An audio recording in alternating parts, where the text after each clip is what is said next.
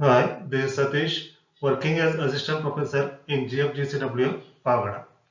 In this session, we are going to discuss about types of fire insurance policies. This topic is taken from Life Insurance and General Insurance chapter. In last session, we discussed about meaning of fire insurance and features of fire insurance. Last sessions ಅಲ್ಲಿ ನಾವು fire insurance ಅಂದ್ರೆ ಏನು, ಅದರ basic features ಏನ್ ಬರುತ್ತೆ ಅನ್ನೋದ್ರ ಬಗ್ಗೆ discuss ಮಾಡಿದ್ವಿ.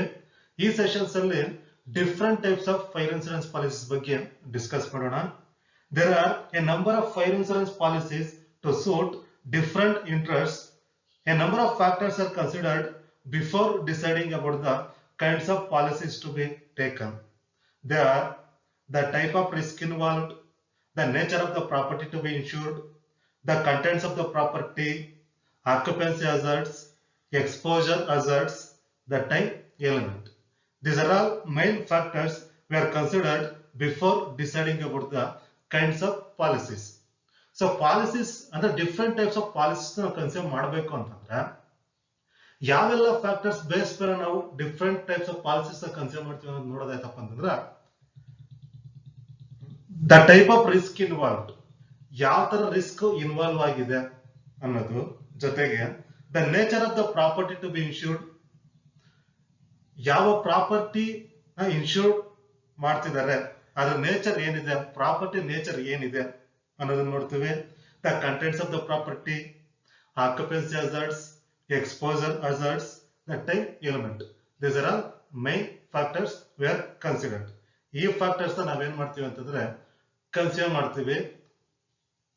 ಅದ್ರಲ್ಲಿ ಫಸ್ಟ್ ಒನ್ ಯಾವ್ದಪ್ಪ ಅಂತಂದ್ರೆ ವ್ಯಾಲಿಡ್ ಪಾಲಿಸಿ.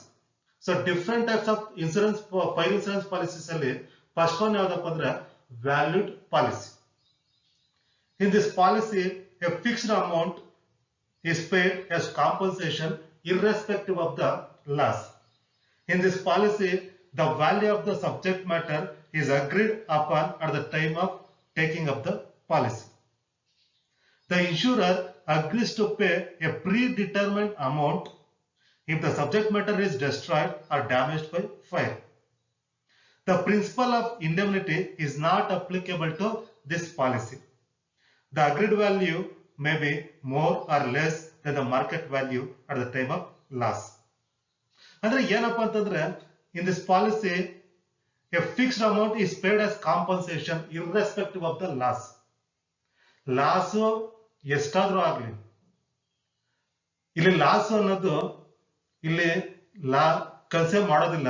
ಒಂದು ಫಿಕ್ಸ್ಡ್ ಅಮೌಂಟ್ ಏನ್ ಪ್ರೀ ಡಿಟರ್ಮೈನ್ಡ್ ಅಮೌಂಟ್ ಇರುತ್ತೋ ಆ ಪ್ರೀ ಡಿಟರ್ಮೈನ್ಡ್ ಅಮೌಂಟ್ ನ ಕಾಂಪನ್ಸೇಷನ್ ಆಗಿ ಪೇ ಮಾಡ್ತಾರೆ. ಯಾವ್ದ್ರಲ್ಲಿ ಅಂದ್ರೆ valid ಪಾಲಿಸಿನಲ್ಲಿ.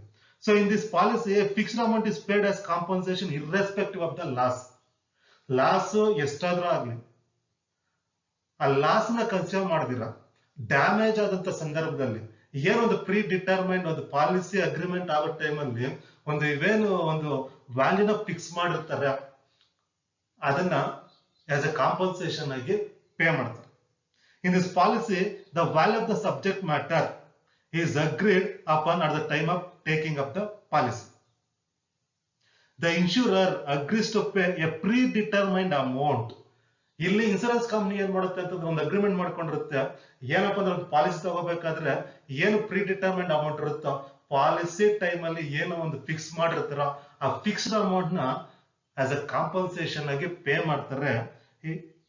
If the subject matter is destroyed or damaged by fire, fire accident ಇಂದ ಏನು ಅವರು ಸಬ್ಜೆಕ್ಟ್ ಮ್ಯಾಟರ್ ಇನ್ಶೂರೆನ್ಸ್ ಮಾಡಿಸಿರ್ತಾರೋ ಅಂದ್ರೆ ಒಂದು ಪ್ರಾಪರ್ಟಿ ಇನ್ಶೂರೆನ್ಸ್ ಮಾಡಿಸಿರ್ತಾರೋ ಆ ಇನ್ಶೂರೆನ್ಸ್ ಮಾಡಿಸಿರುವಂತ ಆ ಫೈರ್ ಆಕ್ಸಿಡೆಂಟ್ ಇಂದ ಆ ಪ್ರಾಪರ್ಟಿ ಡ್ಯಾಮೇಜ್ ಆದಾಗ ಅದಕ್ಕೆ ಏನೊಂದು ಅಮೌಂಟ್ ಪೇ ಮಾಡ್ತೀವಿ ಒಂದು ಇನ್ಶೂರೆನ್ಸ್ ಕಂಪನಿ ಅಗ್ರಿಮೆಂಟ್ ಮಾಡ್ಕೊಂಡಿರುತ್ತೋ ಆ ಅಮೌಂಟ್ ಅವ್ರು ಏನ್ ಮಾಡ್ತಾರೆ ಅಂತಂದ್ರೆ ಪೇ ಮಾಡ್ತಾರೆ.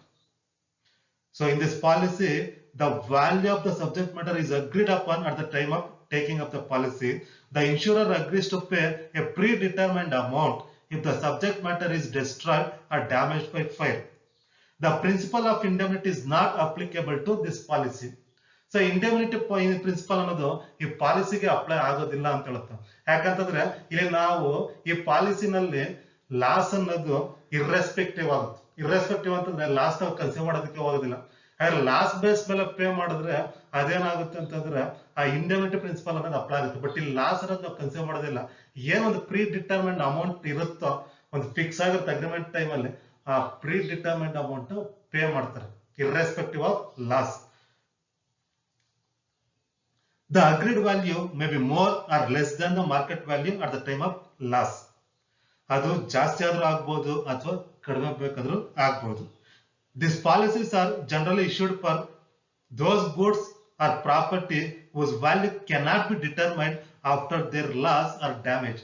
ಇದು ಯಾವುದಕ್ಕೆ ಸೂಟಬಲ್ ಆಗುತ್ತೆ ಅಂದ್ರೆ ಈ ಪಾಲಿಸಿ ಬಂದು ಯಾವ್ದ್ರ ವ್ಯಾಲ್ಯೂನ ನಾವು ಡಿಸೈಡ್ ಮಾಡೋದಕ್ಕಾಗೋದಿಲ್ವೋ, ಡ್ಯಾಮೇಜ್ ಆದ್ಮೇಲೆ, ಆ ಫೈರ್ ಆಕ್ಸಿಡೆಂಟ್ ಆದ್ಮೇಲೆ ಆ ಪ್ರಾಪರ್ಟಿಯ ವ್ಯಾಲ್ಯೂ ನಾವು ಡಿಸೈಡ್ ಮಾಡೋದಕ್ಕಾಗೋದಿಲ್ವೋ ಅಂತ ಗೂಡ್ಸ್ ಮತ್ತೆ ಪ್ರಾಪರ್ಟಿಗೆ ಈ ಪಾಲಿಸಿ ಅನ್ನೋದು ಸೂಟಬಲ್ ಆಗುತ್ತೆ ಅಂತ ಹೇಳ್ತಾನೆ. ಅಂದ್ರೆ this policies are generally issued for those goods or property whose value cannot be determined after their loss or damage. These goods may include works of art, jewelry, paintings. So ಇದಕ್ಕೆ best examples ಅಂತಂದ್ರೆ ಯಾವ್ದಕ್ಕಪ್ಪ ಅಂತಂದ್ರೆ works of art ಮತ್ತೆ jewellery, painting, ಇವೆಲ್ಲ ಕೂಡ ಒಂದು destroy ಆದ್ಮೇಲೆ ಅಥವಾ damage ಆದ್ಮೇಲೆ ಇದ್ರ ವ್ಯಾಲ್ಯೂನ ಡಿಸೈಡ್ ಮಾಡೋದಕ್ಕಾಗಿ ಇಷ್ಟೇ ವ್ಯಾಲ್ಯೂ ಲಾಸ್ ಆಗಿದೆ. ಈಗ ಜ್ಯುವೆಲರಿ ಆಗಿರ್ಬೋದು ಮತ್ತೆ ಪೇಂಟಿಂಗ್ ಆಗಿರ್ಬೋದು, ಈಗ ಫೈರ್ ಆಕ್ಸಿಡೆಂಟ್ ಇದೆ ಡ್ಯಾಮೇಜ್ ಆಯ್ತಪ್ಪ ಅಂತಂದ್ರೆ ಇಷ್ಟೇ ವ್ಯಾಲ್ಯೂ ಲಾಸ್ ಆಗಿದೆ ಅಂತ ನಾವು ಫಿಕ್ಸ್ ಏನೋ ಡಿಸೈಡ್ ಮಾಡೋದಕ್ಕೆ ಆಗೋದಿಲ್ಲ. ಈಗ ಪೇಂಟಿಂಗ್, ಆ ಪೇಂಟಿಂಗ್ ನ ಫೈರ್ ಆಕ್ಸಿಡೆಂಟ್ ಆದಂತ ಸಂದರ್ಭದಲ್ಲಿ ಇಷ್ಟೇ ವ್ಯಾಲ್ಯೂ ಲಾಸ್ ಆಗಿದೆ ಅಂತ ನಾವು ಡಿಸೈಡ್ ಮಾಡೋದಕ್ಕೆ ಆಗೋದಿಲ್ಲ. ಸೊ ಹಾಗಾಗಿ ಈ ಡಿಸೈಡ್ ಏನು ಅದರ ಲಾಸ್ ನ ಡಿಸೈಡ್ ಮಾಡಕ್ ಆಗಲ್ವೋ ಅಂತ ಗೂಡ್ಸ್ ಮತ್ತೆ ಪ್ರಾಪರ್ಟಿಗೆ ಇದು ಸೂಟಬಲ್ ಆಗುತ್ತೆ ಅಂತೇಳಿ. ನೆಕ್ಸ್ಟ್ ಒನ್ ಬಂದು specific policy. A specific policy is a policy which ensures the risk for a fixed amount. Under this policy, the insurer will pay the actual loss or the insured amount, whichever is less. In this policy also, the risk for a fixed amount ensures the risk for a fixed amount. ಅವ್ರು ಏನ್ ಮಾಡ್ತಾರೆ ಅಂತಂದ್ರೆ ಒಂದು ಪ್ರಾಪರ್ಟಿನ ಅಥವಾ risk ನ ಒಂದು fixed amount ಗೆ insurance ಮಾಡಿಸ್ತಾರೆ. So a specific policy is a policy which insures the risk for a fixed amount. ಒಂದು ಫಿಕ್ಸ್ಡ್ ಅಮೌಂಟ್ ಗೆ ಇನ್ಸೂರೆನ್ಸ್ ಮಾಡಿಸಿರ್ತಾರೆ. Under this policy the insurer, insurer means insurance company, will pay the actual loss or insured amount whichever is less. ಅವ್ರು ಏನ್ insurance amount ಮಾಡಿಸಿರ್ತಾರೆ ಆ insurance amount ಅಥವಾ actual loss at the time of damage or at the time of loss. Loss ಆದಂತ ಸಂದರ್ಭದಲ್ಲಿ ಅಥವಾ damage ಆದಂತ ಸಂದರ್ಭದಲ್ಲಿ ಆಕ್ಚುಯಲ್ ಲಾಸ್ ಎಷ್ಟಾಗಿದೆ ಅಥವಾ ಇನ್ಶೂರೆನ್ಸ್ ಅಮೌಂಟ್ ಅವ್ರು ಎಷ್ಟಿಗೆ ಇನ್ಶೂರೆನ್ಸ್ ತಗೊಂಡಿರ್ತಾರೆ ಆ ಎರಡಕ್ಕೂ ಕಂಪೇರ್ ಮಾಡಿ ಯಾವ್ದು ಲೆಸ್ ಬರುತ್ತೆ, which ever is less. So ಯಾವ್ದು ಲೆಸ್ ಅಮೌಂಟ್ ಇರುತ್ತೋ ಆ ಅಮೌಂಟ್ ನ ಏನ್ ಮಾಡುತ್ತೆ ಇನ್ಶೂರೆನ್ಸ್ ಕಂಪನಿ ಪೇ ಮಾಡುತ್ತೆ. So the insurer or insurance company will pay the actual loss or the insured amount whichever is less. ಅದು ಇನ್ಶೂರ್ಡ್ ಅಮೌಂಟ್ ಆಗಿರ್ಬೋದು ಅಥವಾ ಆಕ್ಚುಯಲ್ ಲಾಸ್ ಆಗಿರ್ಬೋದು, ಎರಡರಲ್ಲಿ ಯಾವ್ದು ಲಿಸ್ಟ್ ಬಂದ್ ಬರುತ್ತೋ ಆ ಅಮೌಂಟ್ ಅವ್ರು ಏನ್ ಮಾಡ್ತಾರೆ ಅಂತಂದ್ರೆ ಪೇ ಮಾಡ್ತಾರೆ. ಯಾರಿಗೆ ಅಂತಂದ್ರೆ ಇನ್ಶೂರ್ಡ್ಗೆ. ಯಾರು ಪೇ ಮಾಡೋದು? ಇನ್ಶೂರರ್. ಇನ್ಶೂರ್ಡ್ಗೆ ಅಥವಾ ಪಾಲಿಸಿ ಹೋಲ್ಡರ್ಗೆ ಪೇ ಮಾಡ್ತಾರೆ. For example, an insurance policy is taken for rupees 50,000. Insurance policy 50,000 ತಗೊಂಡಿರ್ತೀರ. ಒಂದು ರಿಸ್ಕ್ ಅಥವಾ ಪ್ರಾಪರ್ಟಿನ 50,000 ಗೆ ಇನ್ಸೂರೆನ್ಸ್ ಮಾಡಿಸಿರ್ತೀರ. And the value of the property is rupees 80,000. ಅದರ ಪ್ರಾಪರ್ಟಿ ವ್ಯಾಲ್ಯೂ ಬಂದು 80,000 rupees ಇರುತ್ತೆ. ಬಟ್ ಇನ್ಸೂರೆನ್ಸ್ ಮಾಡಿಸಿರೋದು ಎಷ್ಟು? 50,000 ಇನ್ಸೂರೆನ್ಸ್ ಮಾಡಿಸಿರ್ತೀರ. The value of the property is rupees 80,000. If the property worth rupees 40,000 is lost due to fire accident, the insured will get the whole amount of loss. ಯಾಕಂತಂದ್ರೆ insured taken policy for rupees 50,000. Insured 50,000 ಗೆ policy ತಗೊಂಡಿರ್ತಾನೆ. So actual loss is 40,000. ಇಲ್ಲಿ actual loss ಬಂದು 40,000 ಆಗುತ್ತೆ. So in this case, the insured will get the whole amount of loss. ಇಲ್ಲಿ ಏನ್ ಮಾಡ್ತಾನೆ ಅಂತಂದ್ರೆ insured party ಪೂರ್ತಿ ಏನ್ ಲಾಸ್ ಆಗಿರುತ್ತೋ 40,000 ಲಾಸ್ ಆಗಿರುತ್ತೋ 40,000 ರುಪೀಸ್ ಅವ್ನು ಕಾಂಪನ್ಸೇಷನ್ ತಗೊಂತಾನೆ. ಯಾಕಂತಂದ್ರೆ 50,000ಗೆ ಇನ್ಸೂರೆನ್ಸ್ ಮಾಡಿಸಿರ್ತಾನೆ. ಸೊ ಅದನ್ನ ಇಲ್ಲಿ ಹೇಳೋದೇನಪ್ಪ ಅಂದ್ರೆ the insurer will pay the actual loss or the insured amount which is less. Here actual loss is 40,000, insured amount is 50,000, whichever is less means 40,000. So 40,000 will get by insured. 40,000 rupees na avanu tagotare yaru insured part. If the loss is up to rupees 50,000, it will be paid in full. In case loss ಏನಾದ್ರು up to 50,000 ವರೆಗೂ ಆಯ್ತಪ್ಪ ಅಂತಂದ್ರೆ, ಈಗ ನಾವು discuss ಮಾಡಿರೋ ಕೇಸಲ್ಲಿ 40,000 loss ಆಗಿತ್ತು. So 40,000 ಪೂರ್ತಿ ಅಮೌಂಟ್ ತಗೋತಾನೆ. ಇನ್ ಸಮ್ ಕೇಸಸ್ ಅಲ್ಲಿ 50,000 ವರೆಗೂ ಅವನಿಗೆ ಲಾಸ್ ಆಗ್ಬೋದು. ಸೊ 50,000 ವರೆಗೂ ಎಷ್ಟೇ ಲಾಸ್ ಆದ್ರೂ ಕೂಡ ಅಷ್ಟು ಅಮೌಂಟ್ ಅವ್ರು ತಗೋತಾನೆ. But in case laws exceeds rupees 50,000, say it is rupees 60,000, the indemnity will only up to the amount insured, that is rupees 50,000.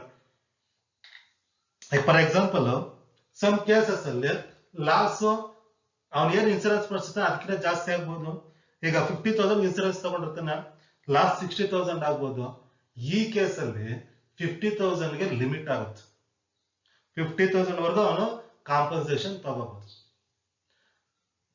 ಇದನ್ನ ನಾವು ಏನ್ ಕನ್ಸಿಡರ್ ಮಾಡ್ತೀವಿ ಅಂತಂದ್ರೆ ಸ್ಪೆಸಿಫಿಕ್ ಪಾಲಿಸಿ ಅಂತ ಕನ್ಸಿಡರ್ ಮಾಡ್ತೀವಿ. ಸೊ ಇಲ್ಲೇ ಅಂತಂದ್ರೆ the insurer will pay the actual loss or the insured amount whichever is less. Actual loss ಮತ್ತೆ ಇನ್ಶೂರ್ಡ್ ಅಮೌಂಟ್ ಎರಡಕ್ಕೂ ಕಂಪ್ಯಾರಿಸನ್ ಮಾಡಿ ಯಾವ್ದು ಕಡಿಮೆ ಇರುತ್ತೋ ಆ ಅಮೌಂಟ್ ಇನ್ಶೂರೆನ್ಸ್ ಕಂಪನಿ ಅನ್ನೋದು ಪೇ ಮಾಡುತ್ತೆ to policy holder. Next average policy. Average policy ಅಂತಂದ್ರೆ ಏನಪ್ಪಾ ಅಂತಂದ್ರೆ, if the average clause is applicable to a policy, it is called average policy. If the average clause is included in fire insurance, or if the average clause is applicable to a policy, it is called average policy. In case fire insurance policy ಗೆ average clause ಏನಾದ್ರು include ಆದ್ರೆ ಅಥವಾ average clause applicable ಆದ್ರೆ ನಾವು ಏನಂತ consider ಮಾಡ್ತೀವಿ ಅಂತಂದ್ರೆ average policy ಅಂತ ಕನ್ಸಿಡರ್ ಮಾಡ್ತೀವಿ. Average clause is added to penalize the insured for taking up a policy for lesser sum than the value of the property. The compensation payable is proportionately reduced it to the value of the policy is less than the value of the property. So ಇಲ್ಲೇನಾಗುತ್ತೆ ಅಂತಂದ್ರೆ average ಪಾಲಿಸಿನಲ್ಲಿ if the average clause is applicable to a policy, it is called average policy. average clause ಏನಾದ್ರು applicable ಆಯ್ತಪ್ಪ ಅಂತಂದ್ರೆ ಅಥವಾ insurance ಪಾಲಿಸಿನಲ್ಲಿ ಏನಾದ್ರು fire insurance ಪಾಲಿಸಿನಲ್ಲಿ ಏನಾದ್ರು average clause include ಆಯ್ತಪ್ಪ ಅಂತಂದ್ರೆ it is called average clause ಅಥವಾ average policy ಅಂತ ಕನ್ಸಿಡರ್ ಮಾಡ್ತೀವಿ. average clause is added to penalize the insured for taking up a policy for lesser sum than the value of the property. ಇಲ್ಲೇನಾಗುತ್ತೆ ಅಂತಂದ್ರೆ ಒಬ್ಬ policy holder ಏನಿರ್ತಾನೋ ಅವನು ಆ property ವ್ಯಾಲ್ಯೂಗಿನ್ನ ಕಡಿಮೆ amount ಗೆ ಏನಾದ್ರೂ ಪಾಲಿಸಿ ತಗೊಂಡಿದ್ರೆ ಅಥವಾ ಕಡಿಮೆ ಅಮೌಂಟ್ ಗೆ ಏನಾದ್ರು ಇನ್ಸೂರೆನ್ಸ್ ಮಾಡಿಸಿದ್ರೆ ಅಂತ ಟೈಮಲ್ಲಿ ಏನಾಗುತ್ತೆ ಅಂತಂದ್ರೆ the compensation payable is proportionately reduced to the value of the policy. ಆ ವ್ಯಾಲ್ಯೂ ಆಫ್ ದ ಪಾಲಿಸಿ ಏನಿರುತ್ತೆ ಆ ವ್ಯಾಲ್ಯೂ ಆಫ್ ದ ಪಾಲಿಸಿಗೆ ಪ್ರಪೋರ್ಷನೇಟ್ ಆಗಿ ರೆಡ್ಯೂಸ್ ಆಗ್ತಾ ಹೋಗುತ್ತೆ. For example, suppose a person takes up a fire insurance policy of rupees 20,000 ಗೆ policy ತಗೊಂಡಿರ್ತಾನೆ and the value of the property is rupees 30,000. Property value ಬಂದು 30,000. So your property value is rupees 30,000 but policy is taken for rupees 20,000. Policy ತಗೊಂಡ್ರೆ 20,000 ತಗೊಂಡಿರ್ತಾನೆ, property value ಎಷ್ಟಿರುತ್ತೆ 30,000 ಇರುತ್ತೆ. If there is a loss of property worth rupees 15,000, the underwriter pays compensation of rupees 10,000. ಇಲ್ಲೇನಾಗುತ್ತೆ ಅಂತಂದ್ರೆ ಇಲ್ಲಿ on the basis of average clause ಅವನು 10,000 pay ಮಾಡ್ತಾನೆ. ಯಾವ base ಮೇಲೆ ಅಂದ್ರೆ ಅವರೇಜ್ ಕ್ಲಾಸ್ ಮೇಲೆ ಬೇಸ್ ಪೇ ಮಾಡ್ತಾನೆ. ಯಾಕೆಂತಂದ್ರೆ ಇಲ್ಲಿ ಪ್ರಾಪರ್ಟಿ ವ್ಯಾಲ್ಯೂ ಇರೋದು 30,000, ಅವ್ನು ಇನ್ಸೂರೆನ್ಸ್ ತಗೊಂಡಿರೋದು 20,000. ಇನ್ ಕೇಸ್ ಫೈರ್ ಆಕ್ಸಿಡೆಂಟ್ ಆಗಿ 15,000 ಲಾಸ್ ಆಯ್ತು ಅಂತ ಇಟ್ಕೊಳ್ಳಿ, ಅವ್ನು 15,000 ಪೇ ಮಾಡೋದಿಲ್ಲ. 15,000 ಬದಲಾಗಿ ಅವ್ನು ಏನ್ ಮಾಡ್ತಾನೆ ಅಂತಂದ್ರೆ ಪ್ರೊಪೋರ್ಷನೇಟ್ ಆಗಿ ಪೇ ಮಾಡ್ತಾನೆ. ಪ್ರೊಪೋರ್ಷನೇಟ್ ಆಗಿ ಯಾವ ತರ ಪೇ ಮಾಡ್ತಾನೆ ಅಂತಂದ್ರೆ 15,000 ಲಾಸ್ ಆಗಿದ್ದು ಎಷ್ಟಿಗೆ ಅಂತಂದ್ರೆ 30,000 ಪ್ರಾಪರ್ಟಿ ವ್ಯಾಲ್ಯೂಗೆ. So 15,000 divide by 30,000 to 20,000. 20,000 ಗೆ ಅವ್ನು ತಗೊಳ್ಳೋ ಪಾಲಿಸಿ ಎಷ್ಟು 20,000 ಗೆ. ಸೊ 20,000 ಎಷ್ಟು ಬರುತ್ತೆ ಅಂತ ಕ್ಯಾಲ್ಕುಲೇಟ್ ಮಾಡ್ಕೊತಾನೆ. ಸೊ ಹಾಗಾಗಿ ಇಲ್ಲಿ ಏನ ಹೇಳ್ತಾನೆ ಅಂತಂದ್ರೆ ಆವರೇಜ್ ಪಾಲಿಸಿನಲ್ಲಿ ಏನ್ ಮಾಡ್ತಾನೆ ಅಂತಂದ್ರೆ the compensation payable is proportionately reduced to the value of the policy is less than the value of the property. Value of the property ಗಿನ್ನ ಕಡಿಮೆ ಅಮೌಂಟ್ ಗೆ ಅವನು ಏನಾದ್ರು ಪಾಲಿಸಿ ತಗೊಂಡಿದ್ದಾಗ ಆಗೇನಾಗುತ್ತೆ ಅಂತಂದ್ರೆ ಕ್ಲೈಮ್ ಅಮೌಂಟ್ ಅನ್ನೋದು ಪ್ರೊಪೋರ್ಷನೇಟ್ಲಿ ರಿಡ್ಯೂಸ್ ಆಗುತ್ತೆ. ಈಗ ಹೇಳದಲ್ವಾ, ಫಾರ್ ಎಕ್ಸಾಂಪಲ್ ಹೇಳದ 30,000 ಪ್ರಾಪರ್ಟಿ ವ್ಯಾಲ್ಯೂ ಇರುತ್ತೆ, ಅವ್ನು 20,000 ಇನ್ಸೂರೆನ್ಸ್ ತಗೊಂಡಿರ್ತಾನೆ, 15,000 ಅಷ್ಟು ಲಾಸ್ ಆಗುತ್ತೆ. ಆಗ 15,000 ಅವ್ನು ಪೇ ಮಾಡೋದಿಲ್ಲ ಯಾರು ಇನ್ಸೂರೆನ್ಸ್ ಕಂಪನಿ. ಅವನೇನ್ ಮಾಡ್ತಾನೆ ಅಂತಂದ್ರೆ ಆ 15,000ಗೆ ಆ 15,000 ಮತ್ತೆ 30,000 20,000 ಏನ್ ವ್ಯಾಲ್ಯೂ ಇದೆಯೋ ಇದನ್ನ ಅವ್ನು ಏನ್ ಮಾಡ್ತಾನೆ ಅಂತಂದ್ರೆ ಪ್ರೊಪೋರ್ಷನೇಟ್ ಆಗಿ ರಿಡ್ಯೂಸ್ ಮಾಡ್ತಾನೆ. ಕ್ಲೈಮ್ ಅಮೌಂಟ್ ಪ್ರೊಪೋರ್ಷನೇಟ್ ರಿಡ್ಯೂಸ್ ಮಾಡ್ತಾನೆ ಅಂದ್ರೆ ಯಾವ ಬೇಸ್ ಮೇಲೆ ಅಂತಂದ್ರೆ 15,000 ಲಾಸ್ ಆಗಿದೆ, ಎಷ್ಟು ಪ್ರಾಪರ್ಟಿ ವ್ಯಾಲ್ಯೂಗೆ ಅಂತಂದ್ರೆ 30,000 property value. So 15,000 divide by 30,000 into 20,000. ಅಂದ್ರೆ 15,000 ಲಾಸ್ 30,000 ಆಯ್ತಪ್ಪ ಅಂತಂದ್ರೆ 20,000 ಗೆ ಅವ್ನು ಇನ್ಸೂರೆನ್ಸ್ ಪಾಲಿಸಿ ಮಾಡಿಸಿರ್ತಾನೆ. ಸೊ 20,000 ಎಷ್ಟು ಬರುತ್ತೆ ಅಂತ ಆ ಬೇಸ್ ಮೇಲೆ ಮಾಡೋದಾಯ್ತಪ್ಪ ಅಂದ್ರೆ 10,000 ಬರುತ್ತೆ. ಸೊ ಈ ತರ ಅವ್ನು ಕ್ಯಾಲ್ಕುಲೇಟ್ ಮಾಡಿ ಏನ್ ಮಾಡ್ತಾನೆ ಅಂತಂದ್ರೆ ಕ್ಲೈಮ್ ಅಮೌಂಟ್ ಅಥವಾ ಕಾಂಪನ್ಸೇಷನ್ ಪೇ ಮಾಡ್ತಾನೆ. ಅಂದ್ರೆ insurance company will pay compensation on the basis of average class. Average class base ಮೇಲೆ ಪೇ ಮಾಡ್ತಾರೆ ಕಾಂಪನ್ಸೇಷನ್.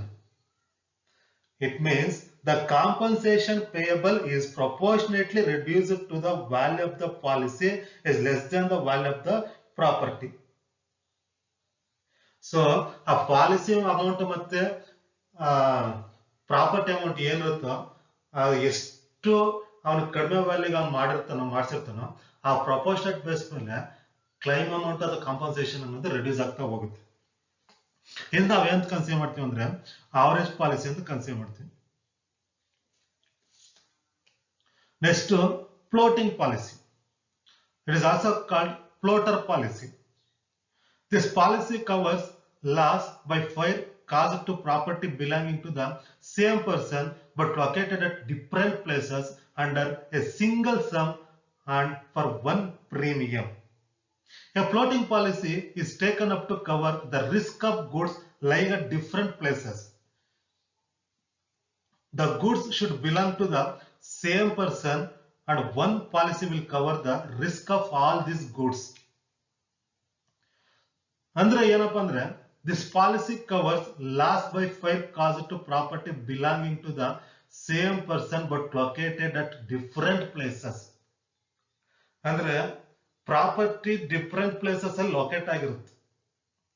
ಡಿಫರೆಂಟ್ ಪ್ಲೇಸಸ್ ಅಲ್ಲಿ ಲೊಕೇಟ್ ಆದ್ರೂ ಕೂಡ ಸಿಂಗಲ್ ಪಾಲಿಸಿನಲ್ಲೇ ಅಷ್ಟು ಡಿಫರೆಂಟ್ ಪ್ಲೇಸಸ್ ಅಲ್ಲಿ ಏನ್ ಲೊಕೇಟ್ ಆಗಿದೆಯೋ ಅಷ್ಟು ಪ್ಲೇಸಸ್ ಅಲ್ಲಿ ಲೊಕೇಟ್ ಆಗಿರೋಂತ ಪ್ರಾಪರ್ಟಿ ಸಿಂಗಲ್ ಪಾಲಿಸಿನಲ್ಲಿ ಇನ್ಸೂರೆನ್ಸ್ ಕವರ್ ಆಗುತ್ತೆ.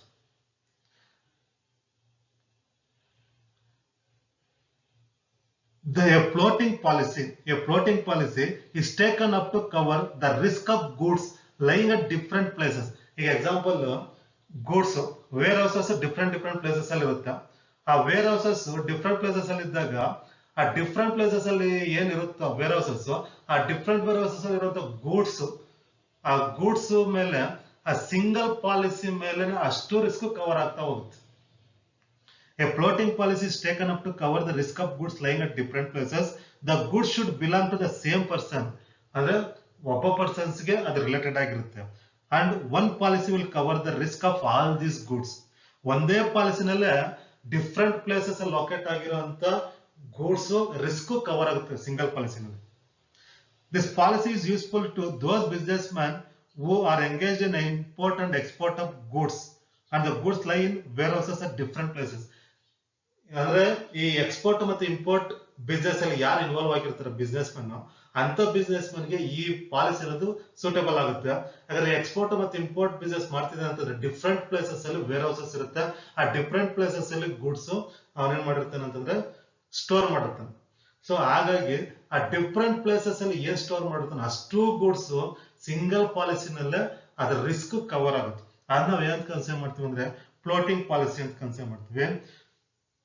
The goods lie in warehouses at different places. This policy is always subject to average class. ಇದು ಏನಾಗುತ್ತೆ average class ಗೆ ರಿಲೇಟೆಡ್ ಆಗಿರುತ್ತೆ ಅಂತ ಹೇಳಿ. So floating policy or floater policy means this policy covers loss by fire caused to property belonging to the same person but located at different places under a single sum and for one premium. ಅಂದ್ರೆ different places ಅಲ್ಲಿ locate ಆದ್ರೂ ಕೂಡ ಒಂದೇ single ಪಾಲಿಸಿನಲ್ಲಿ ಅಷ್ಟು risk cover ಆಗುತ್ತೆ. ಆಗ ನಾವ್ ಏನ್ ಕನ್ಸಿಡರ್ ಮಾಡ್ತೀವಿ ಅಂದ್ರೆ ಫ್ಲೋಟಿಂಗ್ ಪಾಲಿಸಿ ಅಂತ ಕನ್ಸಿಡರ್ ಮಾಡ್ತೀವಿ. ನೆಕ್ಸ್ಟ್ ಬಂದು reinstatement policy. Reinstatement or replacement policy. It is also called replacement policy. In this policy, the insurer inserts a reinstatement clause whereby he undertakes to pay the cost of replacement of the property damaged or destroyed by fire. The underwriter provides compensation on the basis of market price of the property. Thus, he may reinstate or replace the property instead of paying cash. In such a policy, the insurer has to select one of the two alternatives, that is either to pay cash or to replace the property. The amount of compensation is calculated after taking into account the amount of depreciation. A replacement policy provides that compensation will be according to the replacement price. The new asset should be similar to one which has been lost. The amount of compensation will depend upon the market price of new assets so that it is replaced without additional cost to the insured. ಇಲ್ಲಿ reinstatement policy ಅಥವಾ replacement policy ಅಂತಂದ್ರೆ ಏನಪ್ಪಾ ಅಂತಂದ್ರೆ in this policy the insurer inserts a reinstatement clause whereby he undertakes to pay the cost of replacement of the property damaged. ಏನು ಒಂದು property damage ಆಗುತ್ತೋ due to fire accident ಇಂದ ಏನೋ ಒಂದು ಪ್ರಾಪರ್ಟಿ ಡ್ಯಾಮೇಜ್ ಆಯ್ತಪ್ಪ ಅಂತಂದ್ರೆ ಆ ಪ್ರಾಪರ್ಟಿನ ರೀಪ್ಲೇಸ್ಮೆಂಟ್ ಮಾಡೋದು. ಅದಕ್ಕಿಂತ ನಾವ್ ಏನ್ ಕನ್ಸಿಡರ್ ಮಾಡ್ತೀವಿ ರೀಪ್ಲೇಸ್ಮೆಂಟ್ ಪಾಲಿಸಿ ಅಂತ ಕನ್ಸಿಡರ್ ಮಾಡ್ತೀವಿ. ಸೊ ಈಗ ಯಾವ್ದೋ ಒಂದು ಪ್ರಾಪರ್ಟಿ ಡ್ಯಾಮೇಜ್ ಆಗಿರುತ್ತೆ, ಆ ಡ್ಯಾಮೇಜ್ ನ ರೀಪ್ಲೇಸ್ಮೆಂಟ್ ಮಾಡೋಂತ ಪಾಲಿಸಿ ನಾವ್ ಏನ್ ಕನ್ಸಿಡರ್ ಮಾಡ್ತೀವಿ ಅಂದ್ರೆ ರೀಇನ್ಸ್ಟೇಟ್ಮೆಂಟ್ ಪಾಲಿಸಿ ಅಥವಾ ರೀಪ್ಲೇಸ್ಮೆಂಟ್ ಪಾಲಿಸಿ ಅಂತ ಕನ್ಸಿಡರ್ ಮಾಡ್ತೀವಿ. Or destroyed by fire, damage or destroyed by fire, ಅದು ಡ್ಯಾಮೇಜ್ ಆಗ್ಬೋದು ಅಥವಾ ಡೆಸ್ಟ್ರಾಯ್ ಆಗ್ಬೋದು fire accident. So fire accident ಇಂದ ಡ್ಯಾಮೇಜ್ ಮತ್ತೆ ಡೆಸ್ಟ್ರಾಯ್ ಆದಂತ ಸಂದರ್ಭದಲ್ಲಿ ಆ ಪ್ರಾಪರ್ಟಿನ ರೀಪ್ಲೇಸ್ಮೆಂಟ್ ಮಾಡುತ್ತೆ. The underwriter provides compensation on the basis of market price of the property. Thus, he may reinstate or replace the property instead of paying cash. ಅಂದ್ರೆ cash pay ಮಾಡೋದ್ರ ಬದಲಾಗಿ ಆ ಪ್ರಾಪರ್ಟಿನ ಅವ್ನು ಏನ್ ಮಾಡ್ತಾರೆ ರೀಪ್ಲೇಸ್ಮೆಂಟ್ ಮಾಡ್ಕೊಡ್ತಾರೆ. ಸೊ ಈ ಇನ್ಶೂರೆನ್ಸ್ ಕಂಪ್ನಿ ಏನ್ ಮಾಡುತ್ತೆ ಅಂತಂದ್ರೆ ಅಥವಾ ಅಂಡರ್ ರೈಟರ್ ಅಂತ ಏನ್ ಕನ್ಸಿಡರ್ ಮಾಡ್ತೀವಿ, ಆ ಅಂಡರ್ ರೈಟರ್ ಅಥವಾ ಇನ್ಶೂರೆನ್ಸ್ ಕಂಪ್ನಿ ಏನ್ ಮಾಡುತ್ತೆ ಅಂತಂದ್ರೆ ಆ ಕ್ಯಾಶ್ ಪೇ ಮಾಡೋಕ್ ಬದಲಾಗಿ ಅವ್ರೇನ್ ಮಾಡ್ತಾರೆ ಅಂತಂದ್ರೆ ಪ್ರಾಪರ್ಟಿನ ರೀಪ್ಲೇಸ್ಮೆಂಟ್ ಮಾಡ್ಕೊಡ್ತಾರೆ.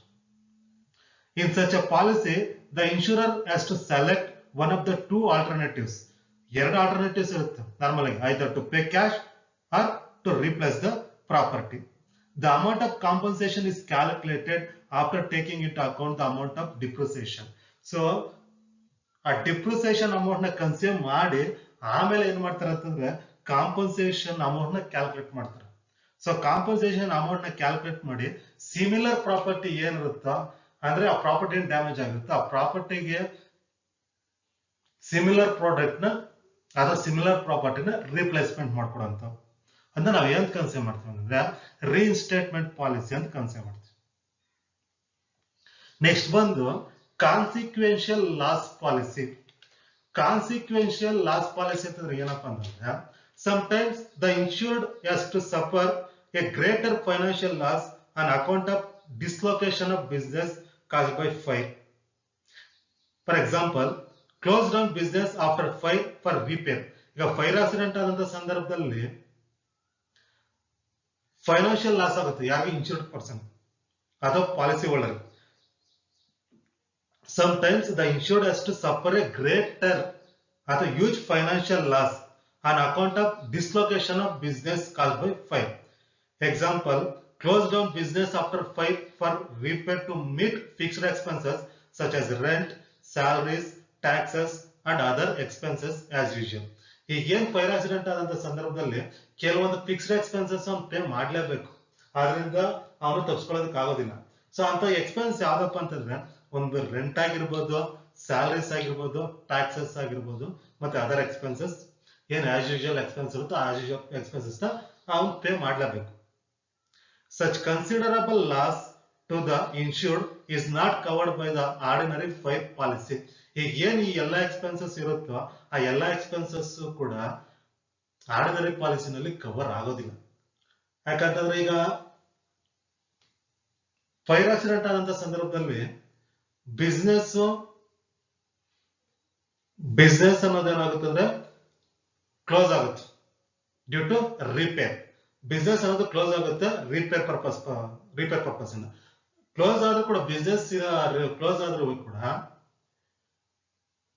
Business man has to pay some fixed expenses pay ಮಾಡಬೇಕಾಗುತ್ತೆ.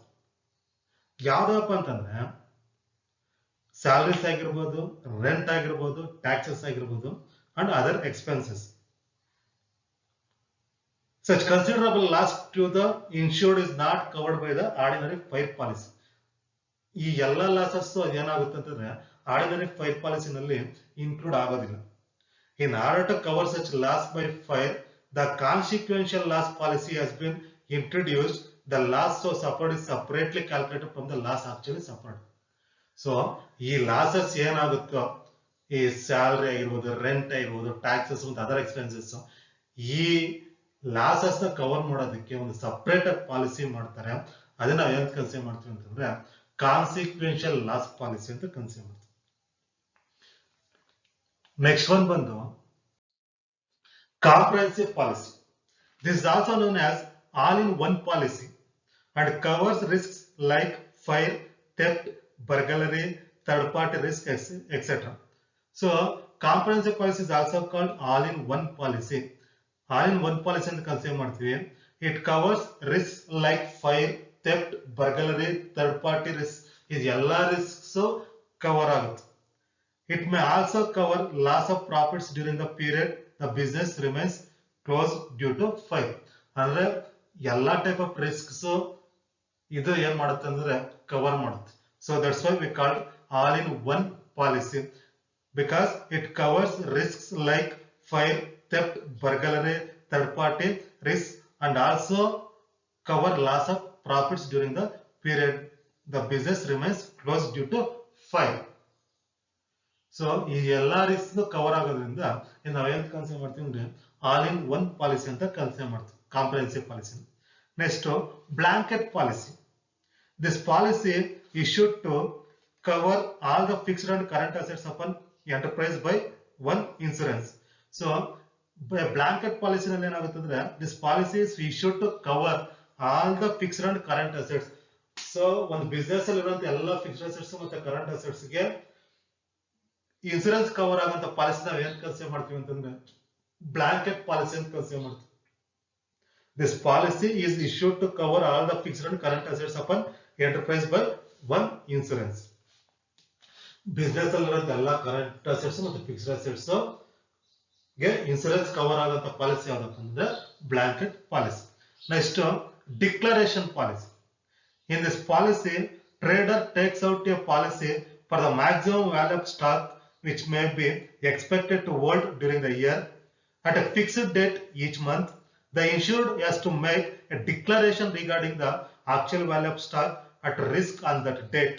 On the basis of such declaration, the average amount of stock at risk in the year is calculated and this amount becomes the sum assured. Declaration policy means in this policy, trader takes out a policy for the maximum value of stock which may be expected to hold during the year. At a fixed date each month, the insured has to make a declaration regarding the actual value of stock at risk on that date. ಆದರೆ ಏನಾಗುತ್ತೆ ಅಂತಂದ್ರೆ stock value ಒಂದೇ ತರ ಇರೋದಿಲ್ಲ. So ಹಾಗಾಗಿ ಅವ್ರು ಏನು ಒಂದು ಇನ್ಸೂರೆನ್ಸ್ ತಗೊಂಡಿರ್ತಾರೋ ಆ ಟೈಮಲ್ಲಿ ಅದ್ರ ವ್ಯಾಲ್ಯೂ ಡಿಫ್ರೆಂಟ್ ಇರುತ್ತೆ, ಮತ್ತೆ ಲಾಸ್ ಆದಂತ ಟೈಮಲ್ಲಿ ಅದ್ರ ವ್ಯಾಲ್ಯೂ ಡಿಫ್ರೆಂಟ್ ಇರುತ್ತೆ. ಸೊ ಹಾಗಾಗಿ ಏನ್ ಮಾಡ್ತಾರೆ ಅಂತಂದ್ರೆ the insured has to make a declaration regarding the actual value of the stock at risk on that date.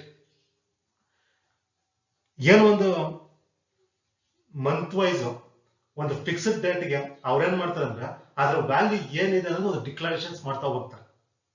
ಆ ಡಿಕ್ಲರೇಷನ್ ಮಾಡ್ತಾ ಹೋದಾಗ ಫೈರ್ ಆಕ್ಸಿಡೆಂಟ್ ಆದಂತ ಟೈಮಲ್ಲಿ ಅದ್ರ ವ್ಯಾಲ್ಯೂ ಏನಿತ್ತು ಅನ್ನೋದು ಫಿಗರ್ ಸಿಗುತ್ತೆ, ಎಕ್ಸಾಕ್ಟ್ ಫಿಗರ್ ಸಿಗುತ್ತೆ. ಸೊ ಹಾಗಾಗಿ ಈ ಡಿಕ್ಲರೇಷನ್ ಪಾಲಿಸಿನಲ್ಲಿ ಏನಾಗುತ್ತೆ ಅಂದ್ರೆ in this policy trader takes out a policy for the maximum value of stock which may be expected to hold during the year. At a fixed date each month, the insured has to make a declaration regarding the actual value of stock at risk on that date. On the basis of such declaration, the average amount of stock at risk in the year is calculated and this amount becomes the sum assured. ಏನೋ ಒಂದು year ಅಲ್ಲಿ ಅವ್ನು declarations ಕೊಟ್ಟಿರ್ತಾನೋ ಆ declarations base ಮೇಲೆ ಅದೇನೋ fix date fix ಮಾಡ್ಕೊಂಡಿರ್ತಾನೋ ಆ fixed date ಮೇಲೆ ಏನ್ ಮಾಡ್ತಾನೆ ಅಂದ್ರೆ ಅದ್ರ ಆಕ್ಚುಲ್ ವ್ಯಾಲ್ಯೂ ಇಷ್ಟಿದೆ ಅಂತ ಒಂದು ಡಿಕ್ಲರೇಷನ್ ಮಾಡ್ತಾ ಹೋಗ್ತಾನೆ. ಆ ಡಿಕ್ಲರೇಷನ್ ಮಾಡಿದಾದ್ಮೇಲೆ ಒಂದು ಆವರೇಜ್ ಅಮೌಂಟ್ ಏನ್ ಬರುತ್ತೆ ಆ ಡಿಕ್ಲರೇಷನ್ ಬೇಸ್ ಮೇಲೆ ಅದೇ ಸಮ್ ಅಶ್ಯೂರ್ಡ್ ಆಗುತ್ತೆ. ಇದನ್ನ ಏನ್ ಕನ್ಸಿಡರ್ ಮಾಡ್ತೀವಿ ಅಂದ್ರೆ ಡಿಕ್ಲರೇಷನ್ ಪಾಲಿಸಿ ಅಂತ ಕನ್ಸಿಡರ್ ಮಾಡ್ತೀವಿ. Next adjustable policy. There may be change in the value of stocks, hence it becomes difficult for the insured to determine what coverage amount of insurance policy should be purchased. There may be a change in the value of stocks. ಈ value of stocks ಅಲ್ಲಿ ಏನಾಗುತ್ತೆ changes ಆಗ್ತಾ ಹೋಗುತ್ತೆ. Purchase ಮಾಡ್ಬೇಕಾದ್ರೆ ಒಂದು value ಇರುತ್ತೆ, ಅದನ್ನ use ಮಾಡಿದ್ಮೇಲೆ ಒಂದು ವ್ಯಾಲ್ಯೂ ಆಗುತ್ತೆ. ಸೊ ಹಾಗಾಗಿ ಅದ್ರ ವ್ಯಾಲ್ಯೂ ಏನಾಗುತ್ತೆ ಚೇಂಜ್ ಆಗ್ತಾ ಹೋಗುತ್ತೆ.